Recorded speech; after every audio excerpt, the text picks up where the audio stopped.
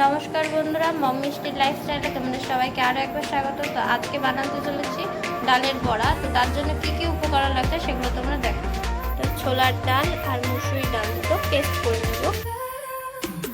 ডালটা ভালো করে পেস্ট করে নিয়েছি, আর 2-4টে কাঁচা লঙ্কাও দিয়ে দিয়েছিলাম। আর এদিকে নিয়ে নিয়েছি একটু জিরে আর আদাটা পেস্ট করে নেবো শিলে।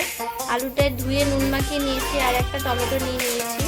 এদিকে তেল গরম বসিয়ে দিয়েছি। এবার বড়াগুলো এক এক করে দিয়ে দেবো, ছেড়ে দেবো তেলের মধ্যে। বড়াটার মধ্যে ব্যাটারটার মধ্যে নুন মাখিয়ে দেবো। তো লাল লাল করে ভাজা হয়ে গেছে, এগুলোকে এবার নামিয়ে নেব। এইভাবে সব বড়াগুলো তৈরি করে নেব। বড়াগুলো ভেজে নামিয়ে নিয়েছি। বড়া ভাজার তেলে গোটা জিরে, শুকনো লঙ্কা আর গরম মশলা দিয়ে দেবো। কেটে নুন মাখিয়ে রেখেছি আলুগুলো দিয়ে দেবো। আলু লাল লাল করে ভেজে নিয়েছি, এর মধ্যে টমেটো দিয়ে দেবো।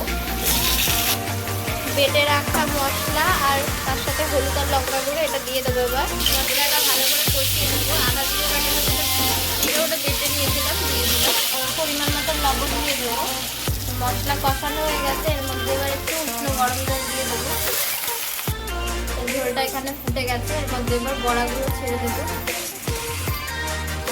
দিয়ে আর একটু ফুটিয়ে নামিয়ে নেবো।